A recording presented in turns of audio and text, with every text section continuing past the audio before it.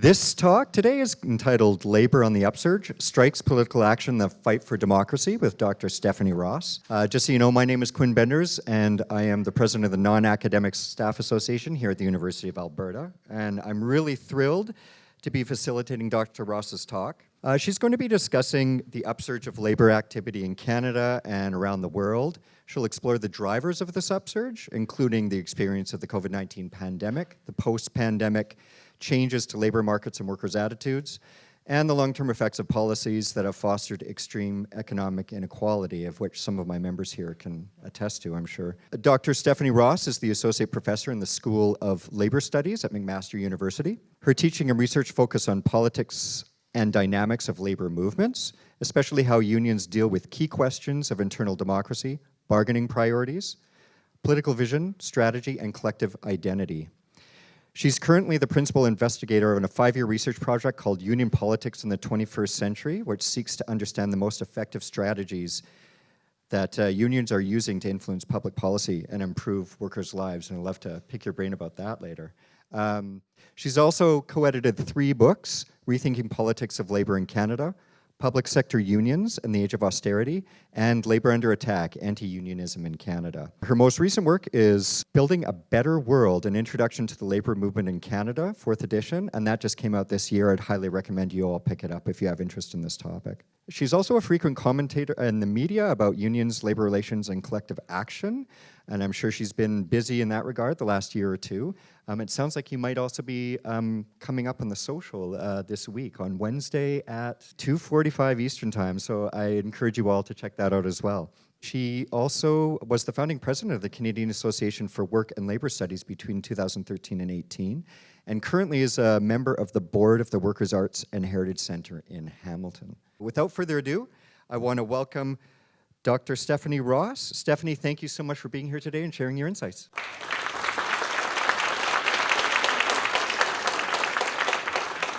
It's a real honor to participate in a Parkland Institute event. I mean, this is such important ongoing work that the Institute does. It's one of the most important poles of progressive political and policy discussion, not just in Alberta, but in the country.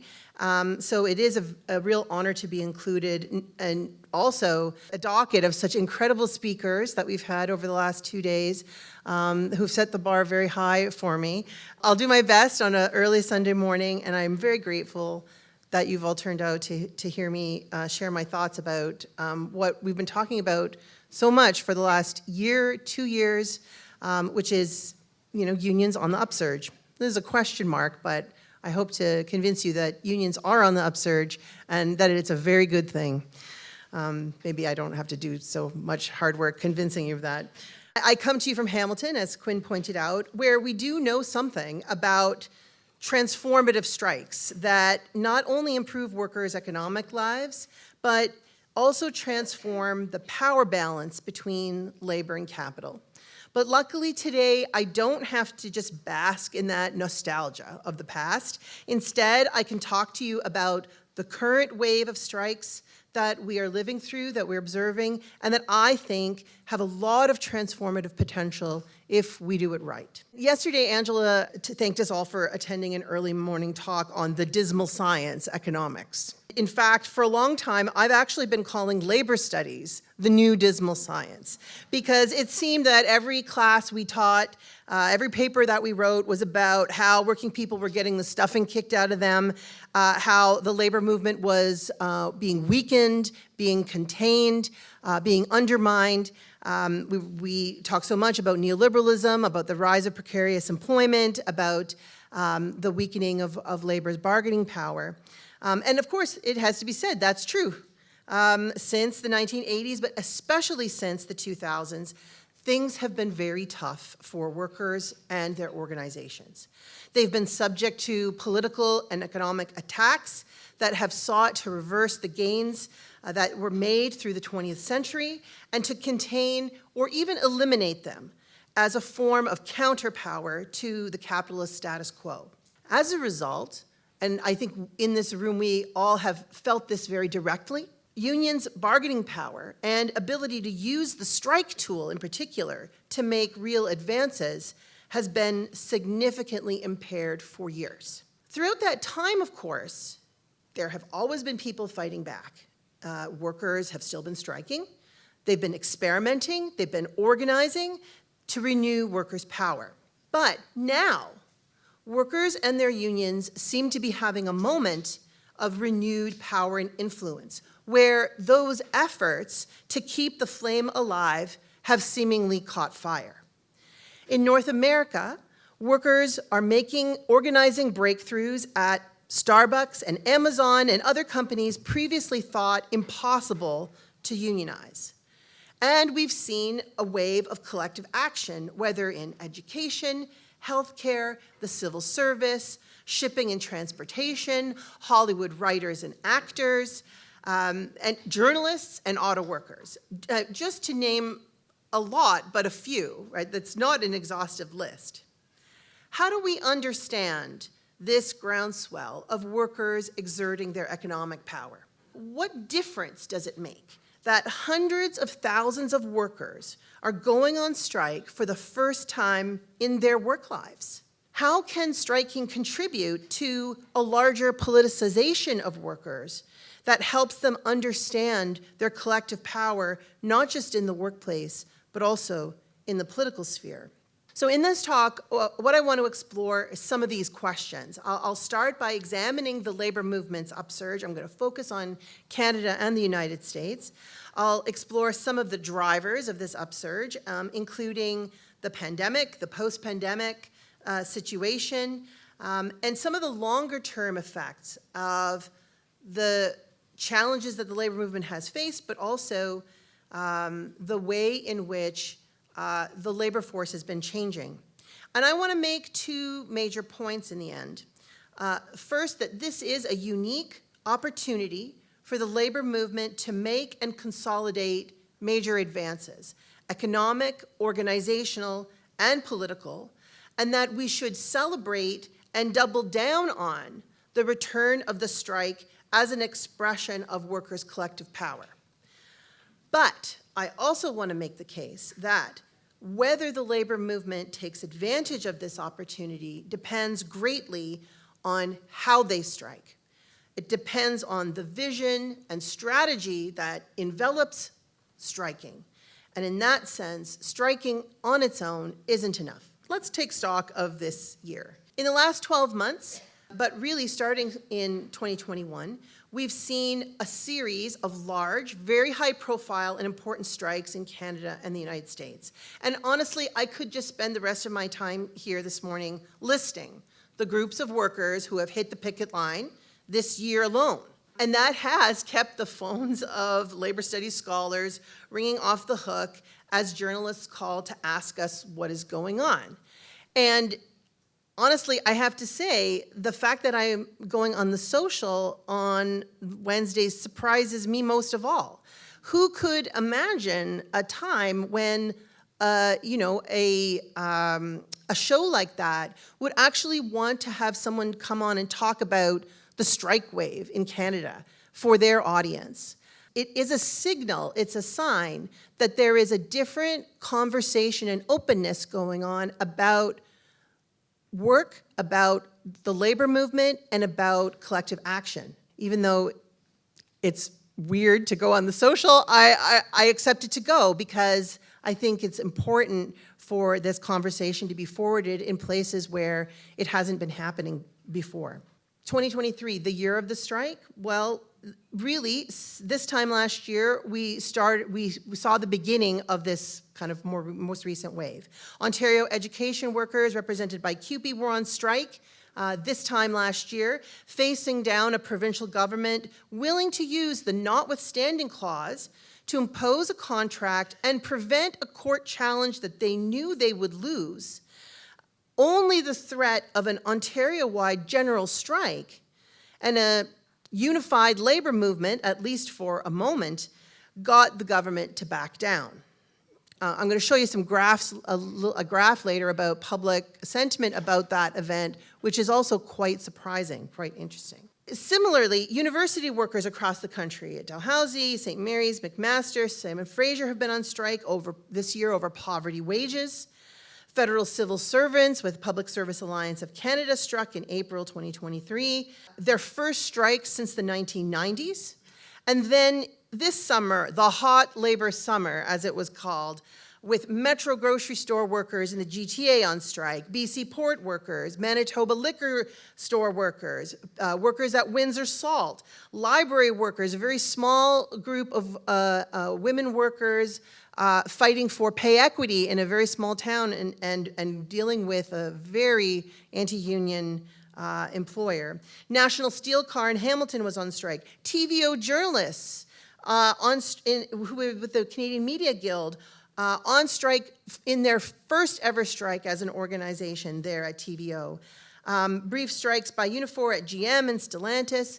Hamilton Street Railway was just on strike. And all of this was against the backdrop of the major Hollywood strikes of the Writers Guild of America, SAG-AFTRA, and the United Auto Workers' simultaneous and inspiring strike against all three of the Detroit automakers. I mean, that's just 1 year, and that's not even everything that I could mention. These strikes have been so notable because for decades, Canada's strike rate has been dropping after peaking in the mid-1970s. And I'm going to show you on the next slide that there have been, for sure, important cycles of mobilization since 1976, the peak of our strike rate. But each one of those has been progressively smaller, such that through the 2000s, strikes have become quite uncommon. And I think surrounded by a pall of fear, that the way that the labor movement talked about the strike was absolutely as a last resort, entirely apologetic for ruining people's day, really fearful of the consequences of using the strike tool. Even when we won the constitutional protection of the right to strike in 2015 in the Supreme Court decision in SFL versus Saskatchewan, that decision in itself didn't move the needle on the strike rate one iota. However, since 2021, the trend has been upward, and the renewed uptake and energy of many strikes are not the only signs of militancy. Anecdotally, and it has to be anecdotal because our sources of data on this are very poor, we have a very fragmented labor relations system that does not do what the United States does. There's a couple of things that they actually do better than us, which is have central data collection about union certifications and strikes, et cetera. In Canada, if you want to know about these things, you have to do a lot of work and find out the information at every provincial labor relations board, et cetera. And no one's really doing it, actually. So if you're a student out there and you want a project, like I've got a project for you. Anyway, so anecdotally, though, we can observe that more unions are taking strike votes. They're bargaining right up to the wire.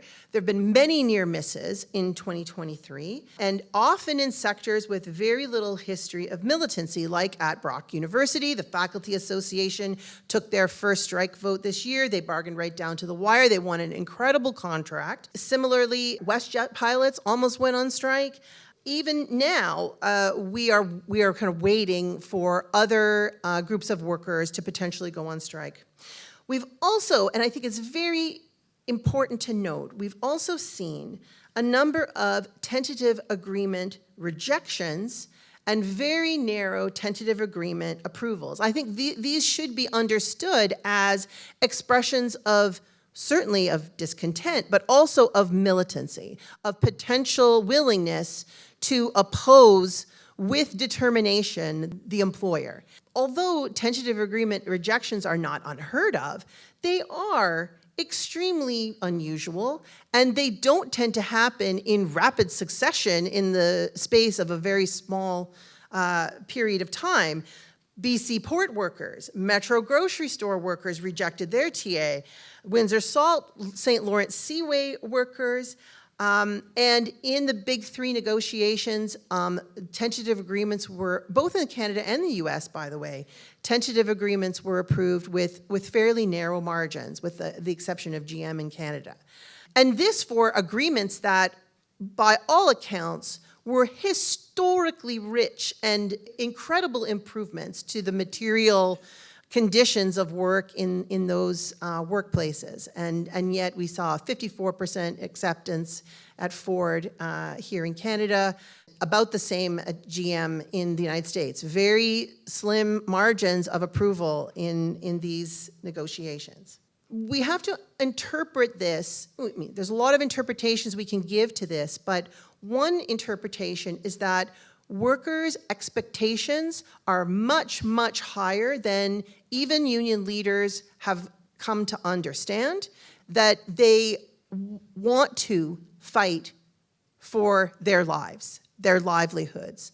They want to fight back in this moment where it is felt that the conditions are ripe.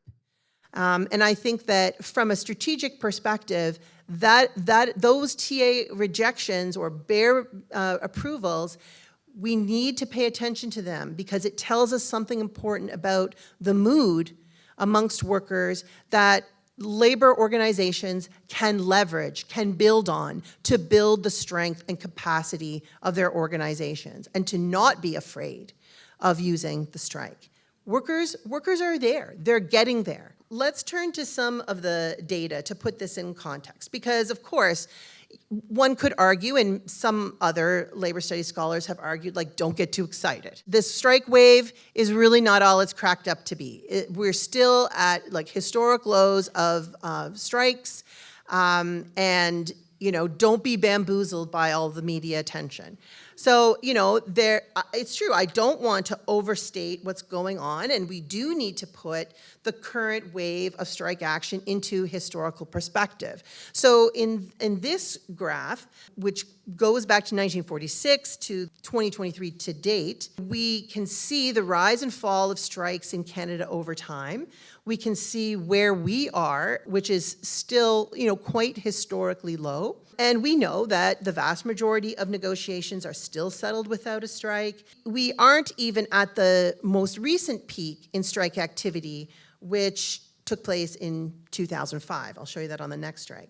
So we have to keep in mind that the increase in large, high-profile, or strategically important strikes that the media are focused on doesn't mean that there's a higher rate of strike activity, which we measure by this term, person days not worked. Now, I actually very consciously use this not worked as opposed to lost, because I think that when you say person days lost, to say, well, lost to whom? I actually think we might say person days taken back by workers. Person days not worked is maybe a more neutral way to describe what's going on here. Capital is not automatically owed our labor. So yes, we want to keep this in mind, where we are not at the peak of 1976, when 11.5 million person days were not worked by people hitting the streets. That was also the day, or the year, of the National Day of Action against Wage and Price Controls. So, 1 million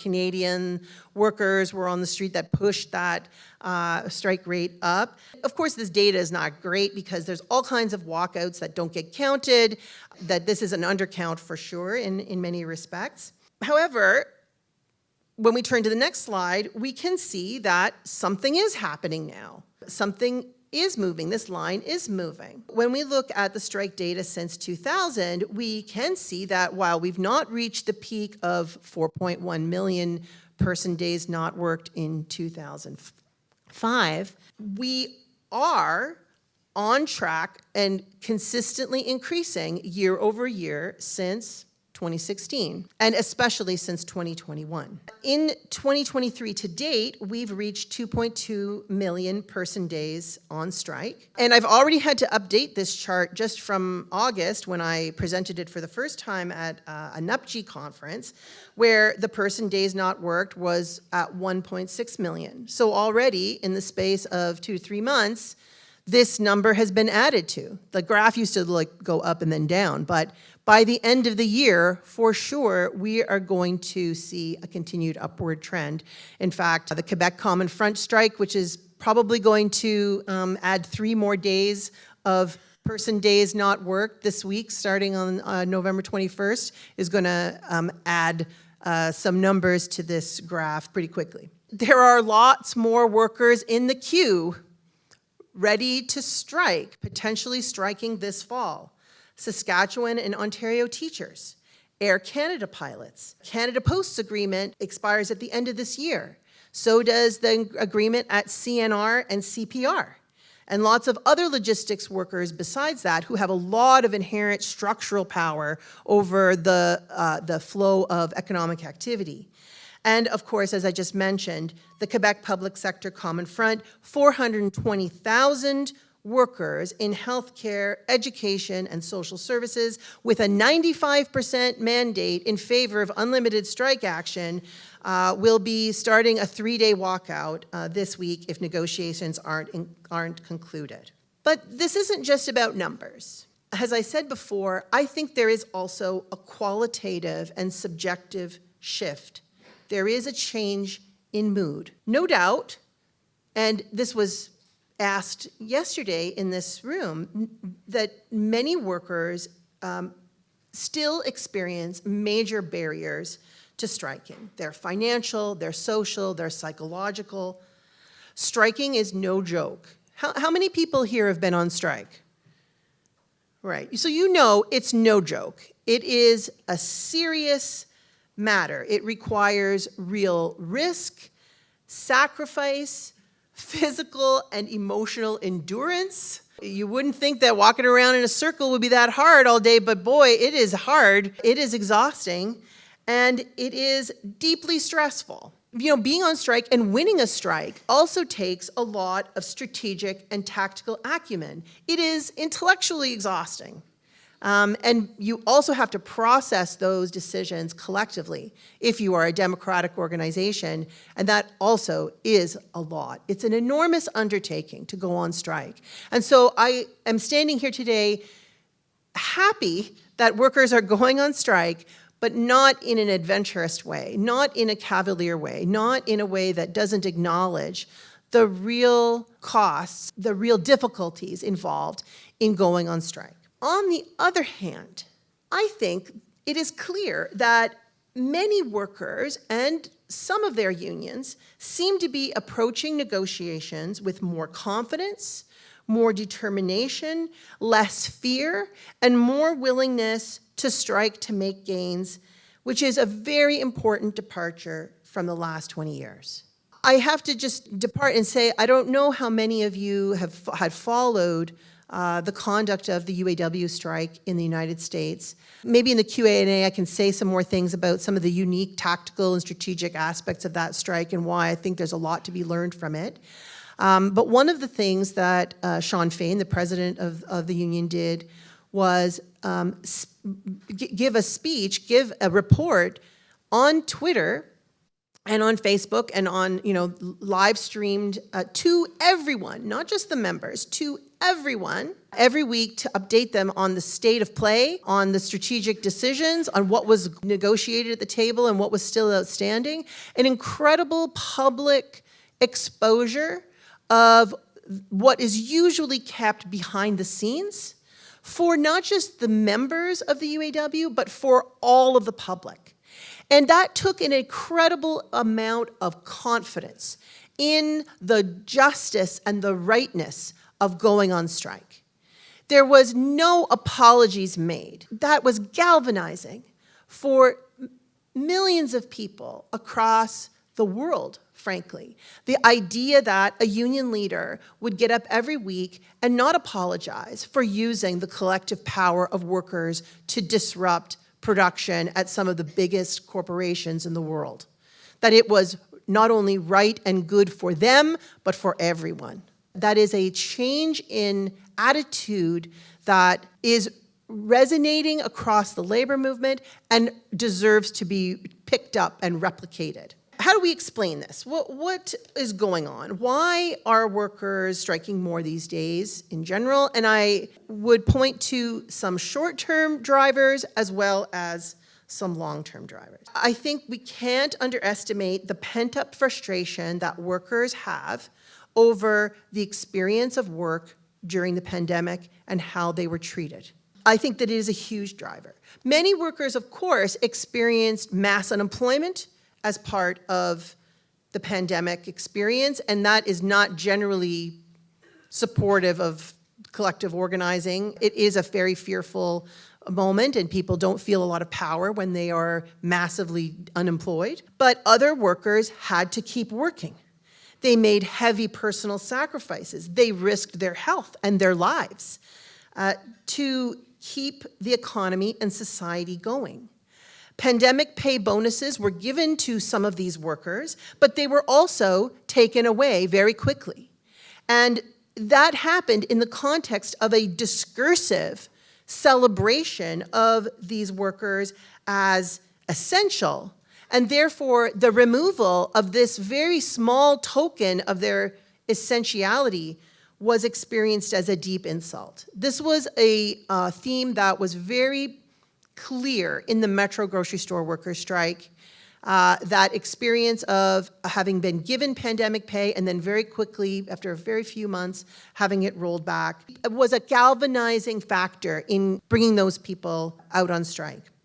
With a 100% strike vote before negotiations even started, I might add. That's pretty amazing. But this disjuncture between the discursive celebration of pandemic heroes and the day-to-day work lives that they experienced, where they were treated as nothing more than human resources, as things for the employer to utilize that they cared very little for. Labor's status as a commodity that we talked about a little bit yesterday, as a resource to be used, regardless of the risks to them, was laid bare for many, many people and was a real shock to some who had not really confronted this reality in their work lives before.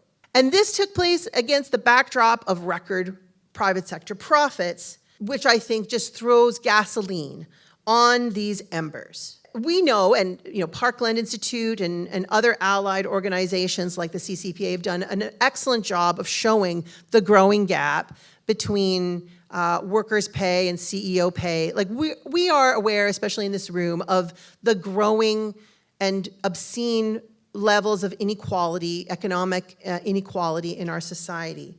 But in this particular moment where workers were being called on to sacrifice, and it was so clear that those sacrifices were being rewarded very unequally, was also a galvanizing factor.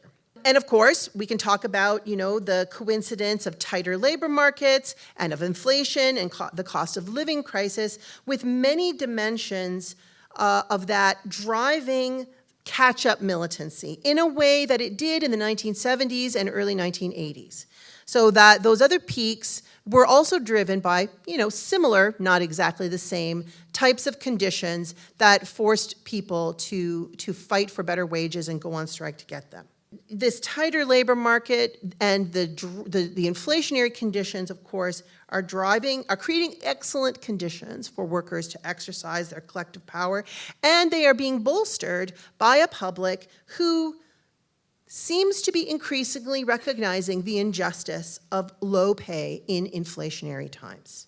I just want to briefly emphasize another aspect of the pandemic that I think is really important, that is driving some of these expressions of militancy, and that is the subjective experiences that people have had of work and how their experience of what is possible at work is driving certain kinds of demands. There's no question that this strike wave is about wages, it's about compensation, it's about keeping up, catching up, especially for long-term wage repression in both the public and the private sector.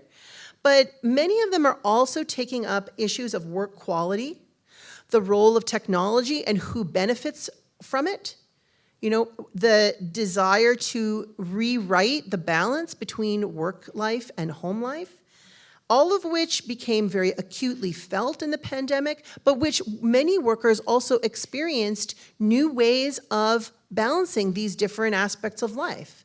And so it's not an accident that one of the factors in the PSAC strike was the insistence or the attempt to establish a right to remote work. Those of you in this room who were engaged in remote work, there's some pros and cons, but one of the pros is that it means that you're not giving up so much of your life to the commute back and forth to work, an issue that is really acute in many urban centers in Canada. Your unpaid labor time, I would say, right?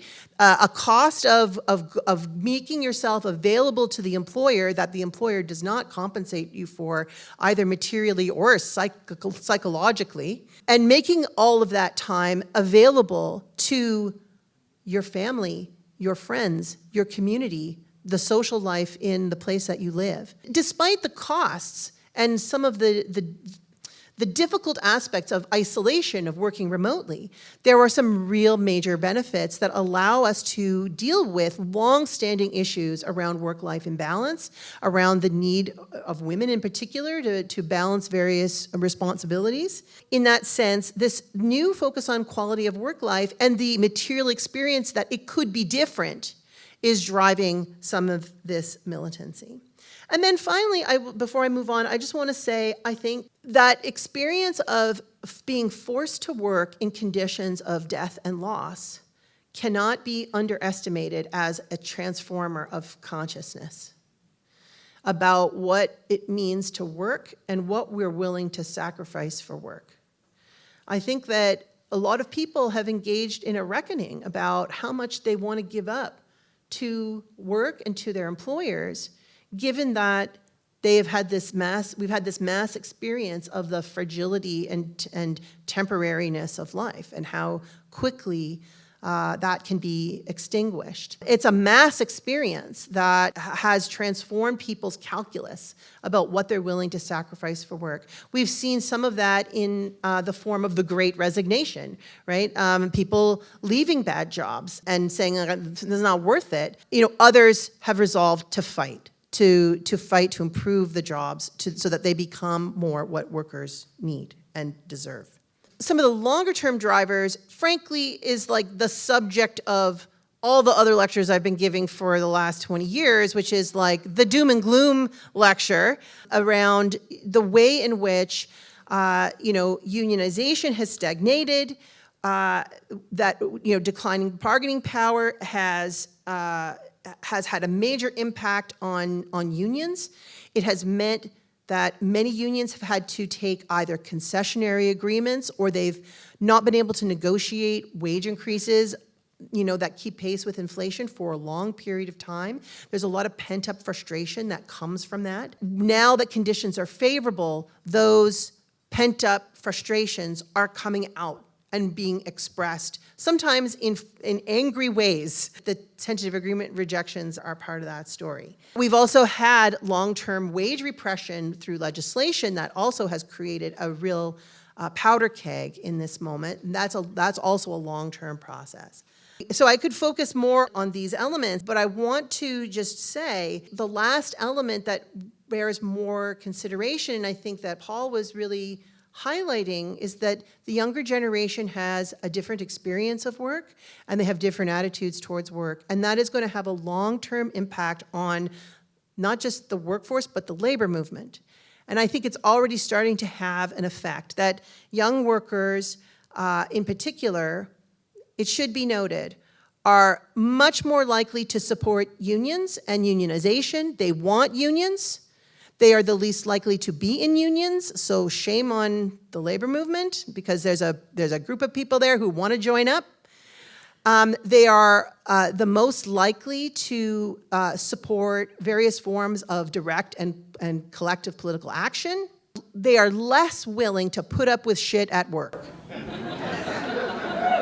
And a lot of people talk about it as like, we can't get these millennials and these Gen Xers, these Gen Zs to work. It's like, yeah, because we've been dupes. Gen X, my generation, still believed in this idea of like, if we work hard, we're going to get the brass ring. These generations that come after don't have illusions about this.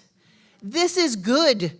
This is a good thing for the labor movement to tap into and to mobilize and to channel, to not just have it expressed in forms of individual exit, but to organize it, to express it as forms of collective power. I think there's a long-term story here too. This also takes place on the backdrop of anti-unionism, but also I would say some burgeoning pro-unionism. I quoted a book on the presence of anti-unionism in Canada. Generally, we like to think that Canada is less anti-union than the United States, and this is not true. This is not true at all. We have, I think, become more aware of the presence of anti-union ideas, both employers and governments. I'm talking to a group of Albertans. I think you are familiar with anti-unionism in employers and governments. I think over the last 20 years, we across the country have perceived a decline in, or more anger on the part of the public towards groups of workers who are engaged in collective action. And 10, 15 years ago, we were talking a lot about reverse class resentment, a term that journalist Tom Walkham coined to describe the focus that non-union workers placed on union workers who were able to, through their collective organizations, fight for more. And that resentment at workers rather than at the bosses was being channeled very effectively and actually also functioned to dampen the confidence that unions had in using the strike as a tool for economic and political advancement. Canadian workers have always struggled with anti-unionism from employers and governments. There have been really important increases in anti-union legislation over the last 20 to 40 years. Union avoidance is very sophisticated and is robbing workers every day of their constitutional right to collective representation. And governments still persist in attempts to contain union power.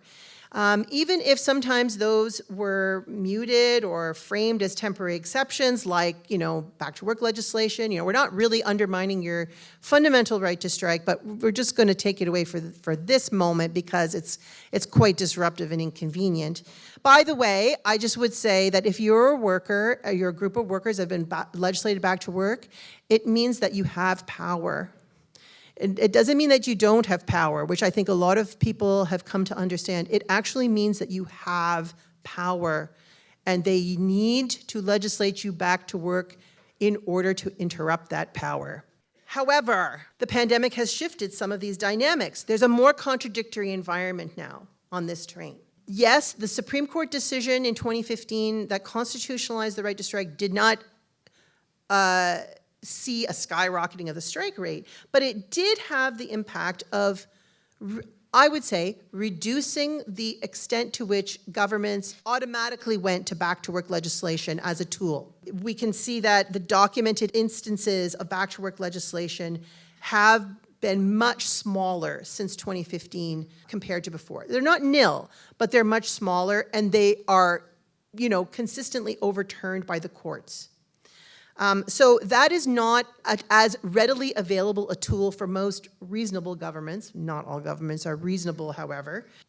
Some conservative parties are trying to mobilize working class people, and that does place certain kinds of limits on how aggressive they can be in attacking some unions. So, for instance, in the Ontario education workers' strike last fall, the Conservatives really touched a nerve because they went to fundamental labor rights. They attacked fundamental labor rights, and that's something that the building and construction trades unions that they were in a coalition with had to resist. And they were also part of the sea of union leaders who were on stage saying that they would. That actually showed some limits to the capacity of that Conservative government to roll out the most repressive and undemocratic use of the notwithstanding clause, they're all undemocratic, but a very undemocratic use of the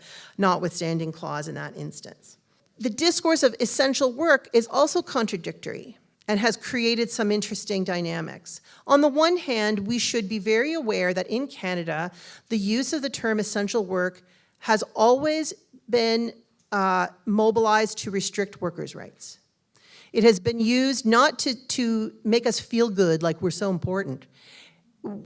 Essential worker designation is about restricting your right to strike. But that is not how the public discourse around essential workers played out in the days of the pandemic. There were other ways of talking about essentiality that many workers and the public picked up on.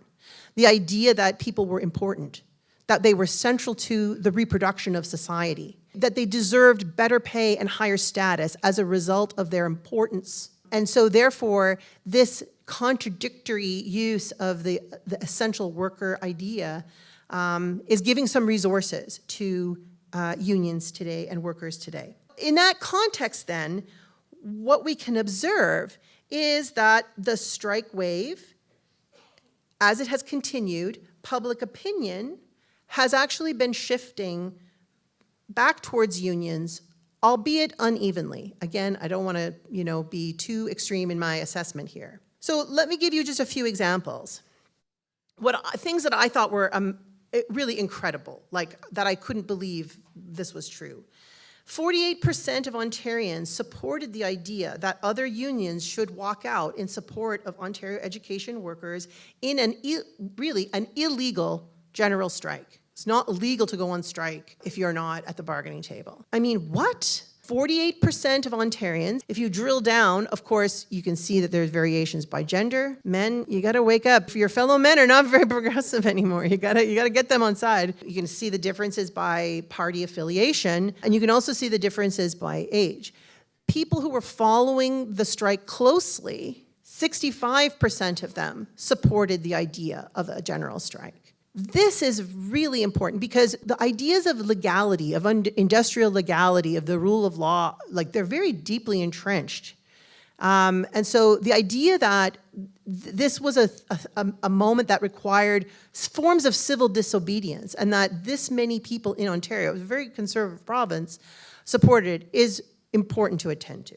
Similarly, you can see lots of support for the issues that Public Service Alliance of Canada workers were on strike over. Again, with variations by party, but nonetheless, very strong public support for wage premiums, for the right to work from home, for wage increases that were significant. I mean, they don't turn out to be as significant now, given that inflation continued to rise. Again, really notable against the backdrop of longer-term public antipathy to public sector workers going on strike and demanding better wages and working conditions.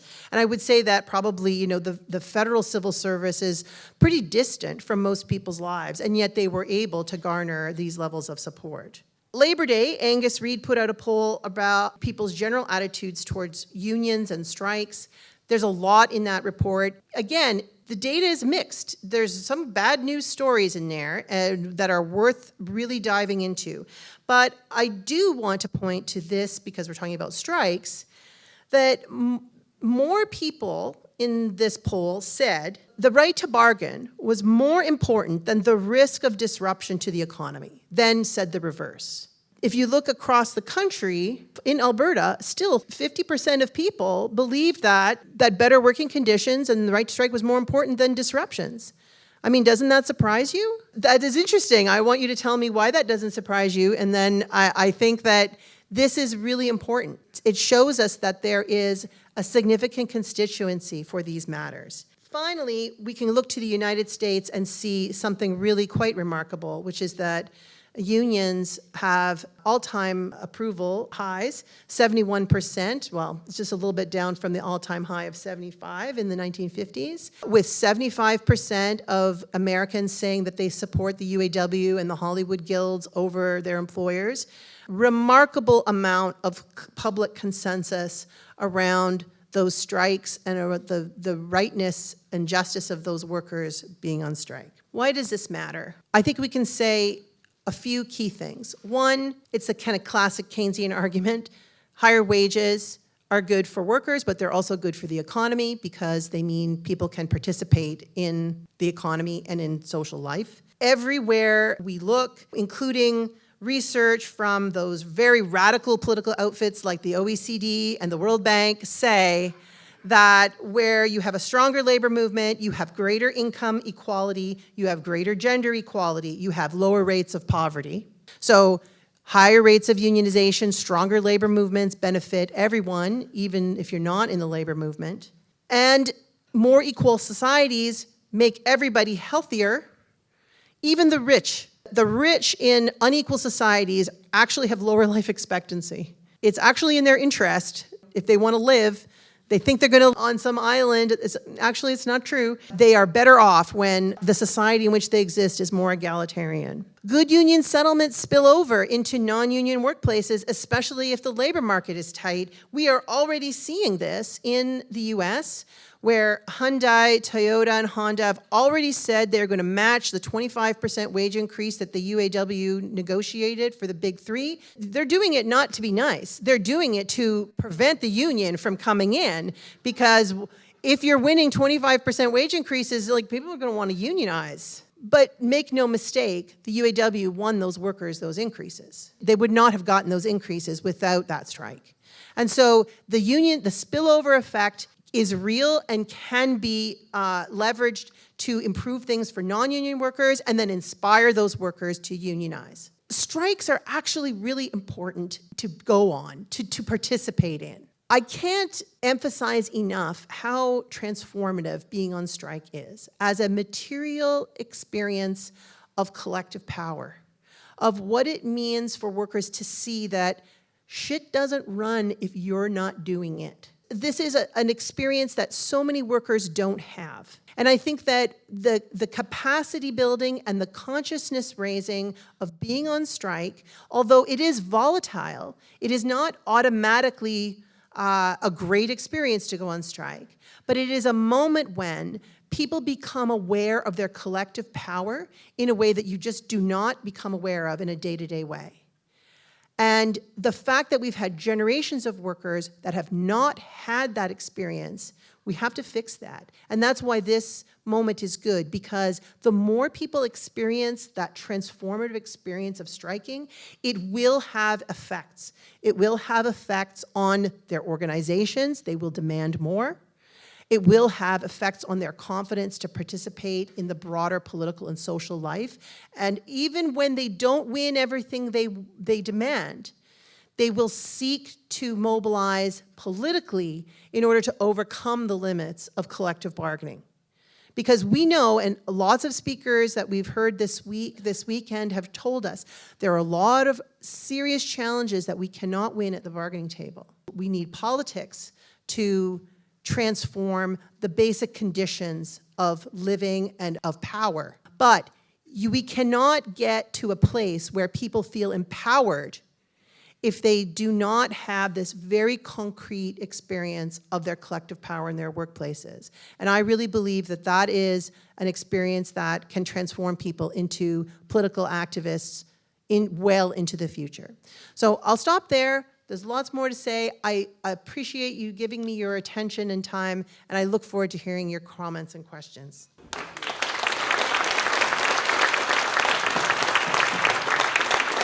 Thank you so much, Stephanie.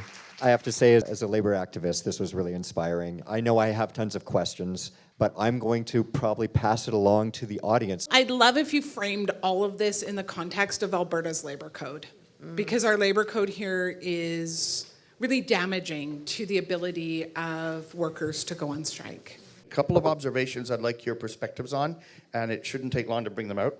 One is with respect to temporary foreign workers and labor as a commodity, as was discussed earlier this weekend. I'm wondering whether, in the context of trade law, international trade terminology, whether that influx of temporary foreign workers who aren't given the same rights as other migrants to this country constitutes a form of dumping into the workforce to weaken labor power.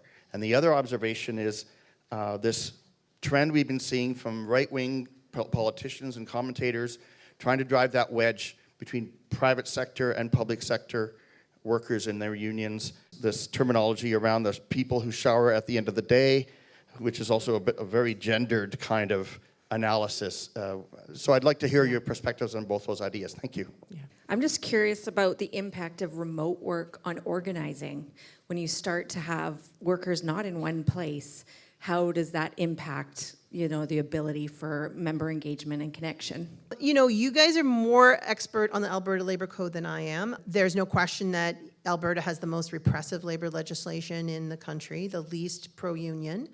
And it has been made worse by your current premier by making it opt-in for workers to pay the portion of their dues that go to political and social causes. Maybe this is not a nice answer, but ultimately, workers don't get their power from law. Workers get their power from their collective organization and their solidarity and their ability to say no together. It is the case that we created a labor movement that was very robust in the absence of legislation that supported labor rights. And I think it's also the case that the labor movement is too dependent on what the law gives them as the source of their power. So I think that ultimately, yes, I'm not saying, hey, let's do away with the RAND formula or let's do away with the certification procedures. I would never say that. But let us not be fooled that that is the source of workers' power. That workers' power comes from collective organization, and you can act like a union and you can behave like a union without having that certification in hand. You can't do everything, but you can do a lot. The question about temporary foreign workers, there's no question what you're saying is true. They are a vulnerable workforce that is being used to deal with the tight labor market, because those are labor market conditions that employers don't like, because it takes their power away to force people to accept whatever conditions they want to offer. So there's no question that that is what's happening. Whether or not trade law can be a vehicle for dealing with that, I'm skeptical. Even though these are very vulnerable workers, there are examples of temporary foreign workers being organized. And so in British Columbia, there is a local of the UFCW that has organized temporary foreign workers. Now again, here I'm showing how I'm, speaking out of both sides of my face. The legal context provides them with different kinds of resources to do that. But if the labor movement wants to prevent temporary foreign workers from being used as a wedge to lower their, not just wages, but their bargaining power, they have to also be organized. And a commitment has to be done to support those workers, whether or not they can be organized in the traditional sort of union certified sense. This wedge between public sector and private sector workers is really strategically important. It is a function in part of the dramatic decline in private sector unionization that Angela showed you yesterday, that we're like at 16% in the private sector, and about 70 to 75% in the public sector. That is a terrible situation, and that we in Canada need to see and support a massive strategic organizing drive to change that, because that is the condition under which it is possible for the resentment of people who are left out of the union advantage to be leveraged by right-wing politicians. And of course, it's complicated because, in some ways, unions have to win and show that they can win in order to attract people to their ranks. You don't need a union to go backwards, as Bob White famously said. But that is why this moment is so important. Why this moment where unions are showing that they can make gains, it is important for that to be translated into an organizing moment.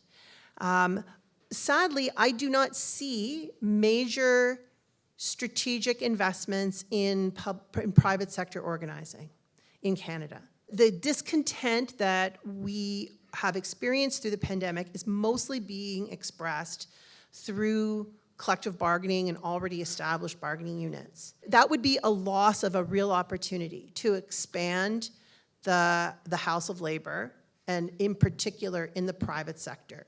I think that we are missing the boat if we do not use this moment to reverse the decline of private sector unionization. Remote work and organizing.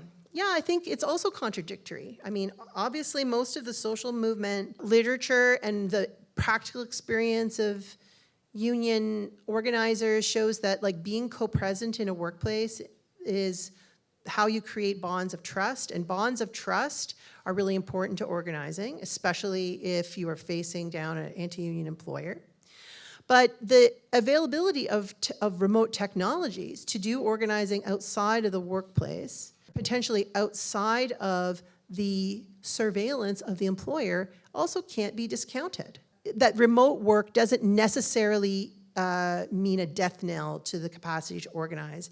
And there are many groups of workers who are using those technologies to connect outside of the eyes of the employer, and that actually can be a really important resource.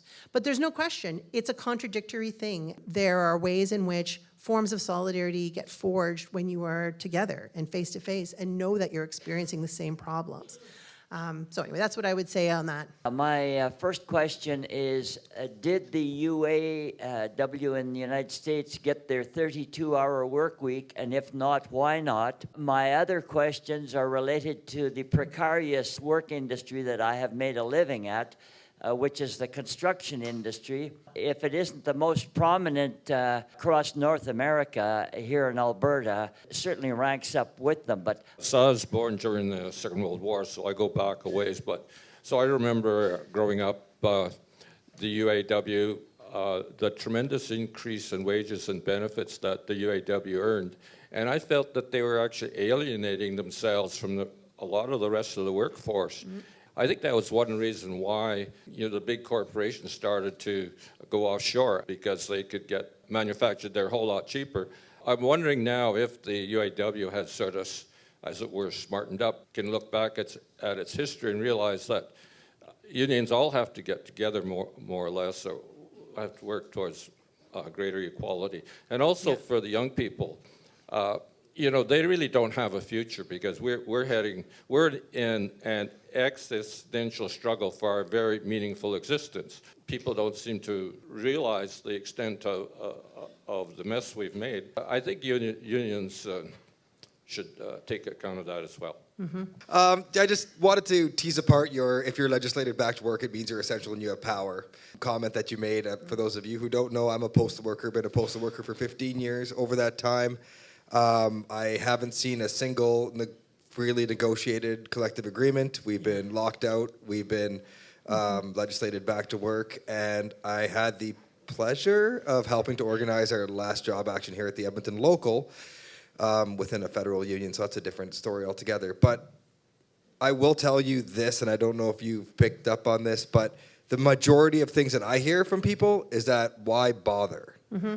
Because we just go 2 weeks more without wages and we get nothing. I mean, this is 15 years of our jobs changing drastically, and no language changing around, how the safety at work, how our job is done. Nothing in our collective agreement, because we haven't been able to actually negotiate one.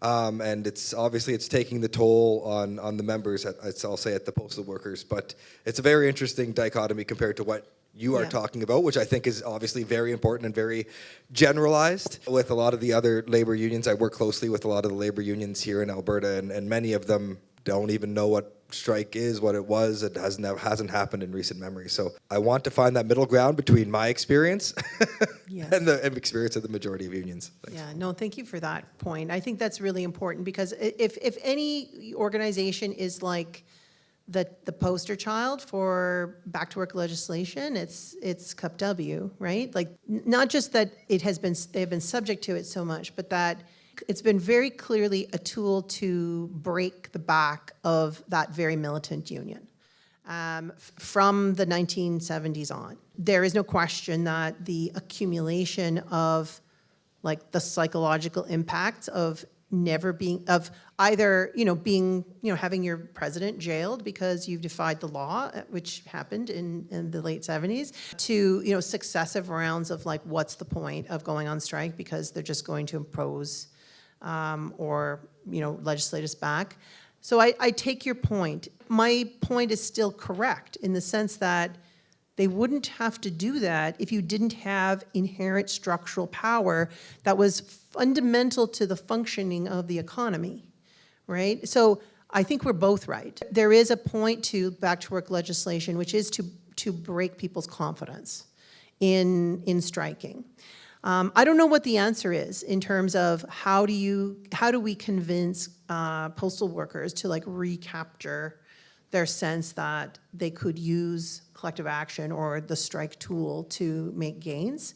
There is an interesting political moment right now, given the minority status of the Trudeau government, that might make certain moves more difficult. As we look at the BC port workers strike, that even though the Minister of Labour was rattling the sword around back-to-work legislation quite a lot, you'll notice that it didn't actually happen.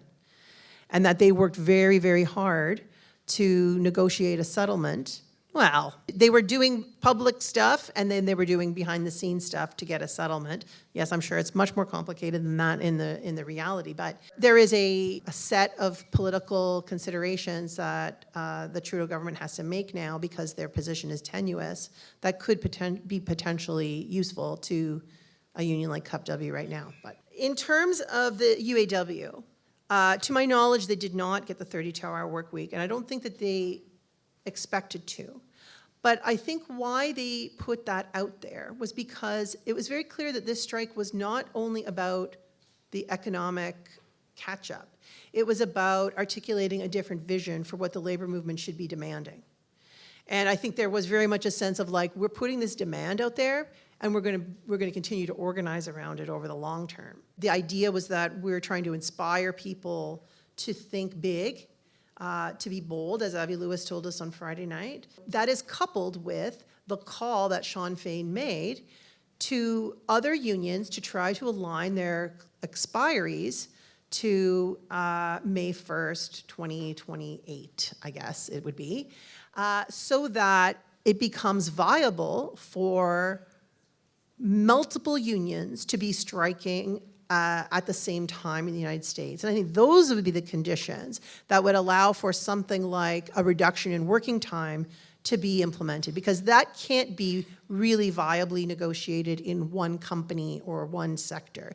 We know from the history of the struggles over working time that those are things that have to be implemented at the economy-wide level, because otherwise they're a source of competition or disadvantage between employers. What's interesting is the kind of strategic vision that Sean Fain has had to set up the next round of bargaining in that way. And not to have that be a secret. It's like, that's on the table, we didn't get it, but we need it, we deserve it. Let's create the conditions where we can get it. And I think that also speaks to the desire that he has to spread unionization past the already existing walls of the UAW. The other point that the gentleman made in front of you around the way that the UAW and other industrial unions like them created kind of islands of relative privilege and really forgot to continue to organize and extend that. And I think that's particularly true in the United States, where those unions created private welfare states for all intents and purposes. They didn't leverage their political power to create, for instance, universal health care or other kinds of public programs that we can point to here in Canada that do diminish the levels of inequality, because the labor movement has been much more socially minded and much more politically involved. But I think you're very right to say that growing gap between industrial unions and other workers in the United States was a real problem. But what is notable about this last strike is how degraded UAW wages had become over the last 20 years, such that that gap did not exist anymore. And it was possible for alliances to be made with other workers who are not union, but who are very close in economic situation to unionized workers.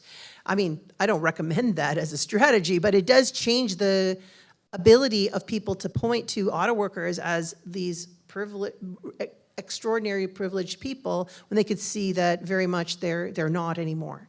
And that I think was part of why so much support gathered around them. Whether or not other unions can take that into account and think about that, I guess that's for more discussion, yeah. So I think that we are now, unfortunately, out of time. That went so quickly. I just want to thank everybody for coming out, and I especially want to thank Dr. Stephanie Ross for coming and sharing her thoughts and insight.